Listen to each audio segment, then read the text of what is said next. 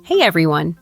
You know that feeling when you're standing in the grocery store aisle, right? You've got a carton of yogurt in one hand, a bottle of probiotic pills in the other, and you're just stuck. Your gut hasn't been feeling its best lately, and you've heard probiotics can help, but the confusion is real. Should you be eating your good bacteria or swallowing them in a capsule? Which one actually works? It can feel super overwhelming, almost like you need a science degree just to figure out what to buy. If you've ever felt that way, you're in the right place. We're going to clear all of that up today, just like a chat between friends. By the end of this video, you'll know exactly how to choose between natural foods and supplements, so you can find the perfect fit for your body, your lifestyle, and your wallet. And just so you know, all the information we're talking about today is referenced from reputable sources like the Cleveland Clinic and the National Institutes of Health. I'll make sure to drop the links in the video description below for you. All right, let's get into it. The first big question is always, which one is more effective?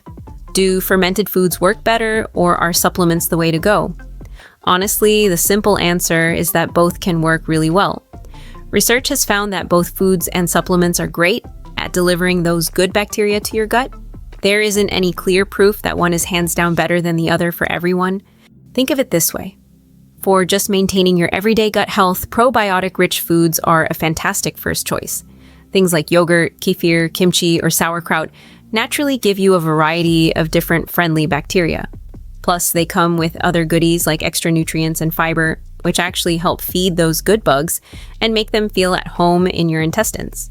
On the other hand, supplements are great when you need to be more targeted. Let's say you're taking a round of antibiotics and you want to prevent that awful antibiotic-related diarrhea, or maybe you're dealing with the annoying symptoms of IBS. In those cases, a specific supplement might be more effective because it can deliver a much higher, more concentrated dose of bacteria all at once. So it's less about one being better and more about which one fits your specific needs right now. Now, when you look at a supplement bottle, you see these giant numbers followed by the letters CFU. It can be a little intimidating. CFU simply stands for colony-forming units. It's just a fancy way of measuring how many live, active microorganisms are packed into each serving. That's it. A good general recommendation is to look for a product that gives you at least 1 billion CFUs per dose. Now, I know a billion sounds like a massive number, but your gut naturally has trillions of bacteria living in it, so a few billion extra is actually a pretty modest boost. Here's the most important thing to remember, though. More is not always better.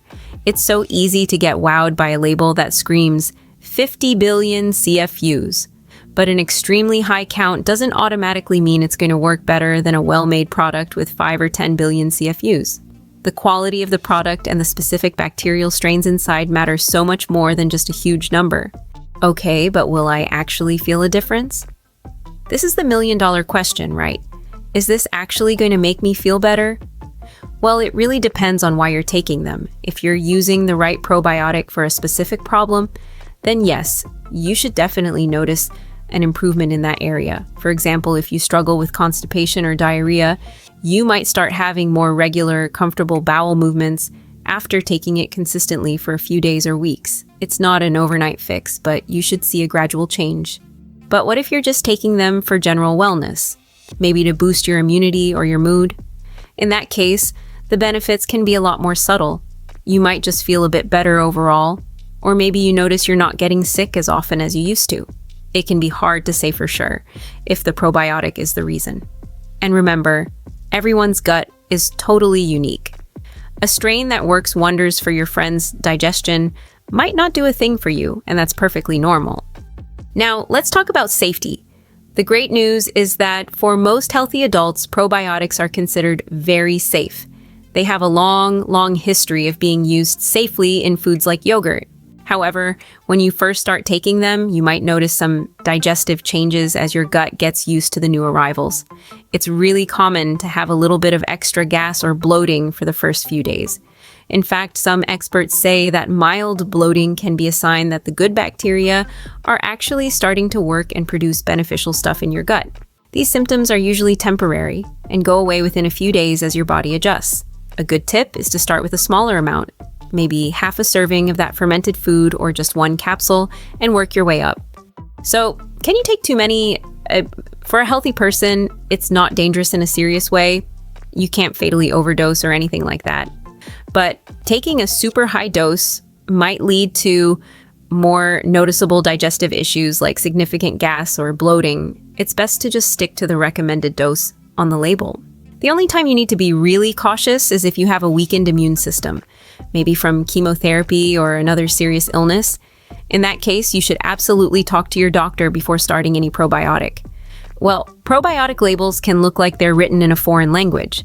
Let's break down what to look for so it's less confusing. First, you'll see those long bacterial names like Lactobacillus acidophilus or Bifidobacterium lactis. Don't get intimidated.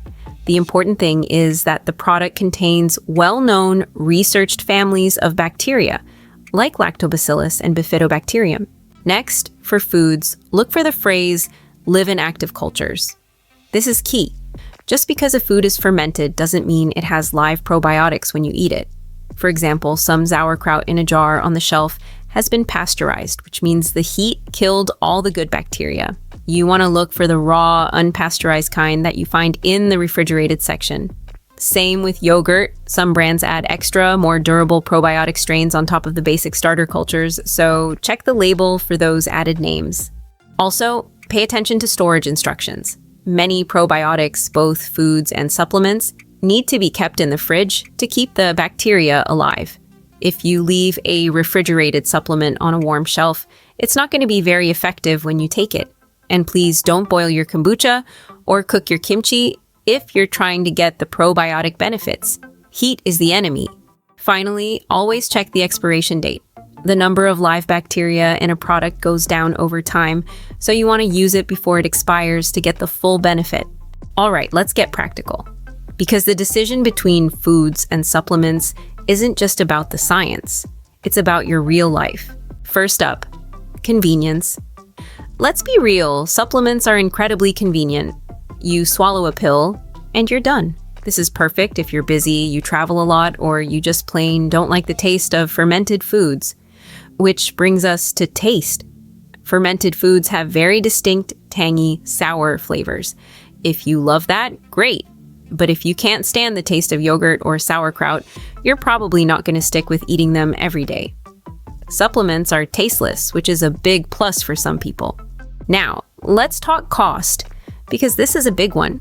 High-quality probiotic supplements can be pretty expensive, sometimes running you $30 to $50 for a 1-month supply. That adds up. Fermented foods, on the other hand, can be much more affordable. A container of yogurt or a jar of sauerkraut is pretty budget-friendly. You can even make your own at home for pennies on the dollar. I mean, foods give you a nutritional bonus. Yogurt has protein and calcium. Kimchi has fiber and vitamins. You get more nutritional bang for your buck. Supplements just give you the bacteria, nothing else. Actually, there is so much misinformation out there about probiotics. Let's clear up a few common myths. Myth number 1. Taking probiotics will permanently fix my gut. This is a big one. The reality is most probiotics are more like temporary visitors. They pass through your system, do their good work, and then they're gone if you stop taking them. To keep the benefits, you need to keep consuming them consistently. Think of it like a daily vitamin for your gut, not a one-time cure. Myth number 2, more CFUs and more strains is always better. We touched on this, but it's worth repeating. It's not true. Quality and the right strains for your needs are way more important than just a giant number on the label. Don't get fooled by marketing hype. Myth number 3, probiotics are a cure-all for any digestive problem. I wish, but they aren't a magic bullet. They can be really helpful for certain conditions, like preventing antibiotic-associated diarrhea or helping with some IBS symptoms, but they aren't a replacement for medical treatment. If you have serious persistent symptoms, please don't just rely on yogurt or pills. Go see a doctor. So, after all that, what's the bottom line? Which one should you choose? For most people, a great approach is to start with natural probiotic foods. They're a natural, cost-effective way to get a variety of good bacteria plus extra nutrients. Try to eat a serving of something like yogurt, kefir, or unpasteurized sauerkraut most days. Then, use supplements when you need that extra convenience or a more targeted therapy. Maybe you use them when you're traveling or when you're dealing with a specific digestive issue. You see, it's not an either-or battle. Many people find that a combination of both works best for them. You can have your yogurt in the morning and keep a bottle of supplements on hand for those busy days you can't. The most important thing is to find a sustainable way to get those helpful bacteria into your system consistently. And don't forget that probiotics are just one piece of the puzzle. The true foundation of a healthy gut is a healthy lifestyle. Lots of fiber from fruits and veggies, plenty of water, and regular exercise. I hope this chat helped clear things up for you. It really is all about finding what works for your life. If you found this helpful, do me a favor and hit that like button. It really helps the channel out. And I'd love to hear from you, so drop a comment below and let me know what your favorite probiotic food is.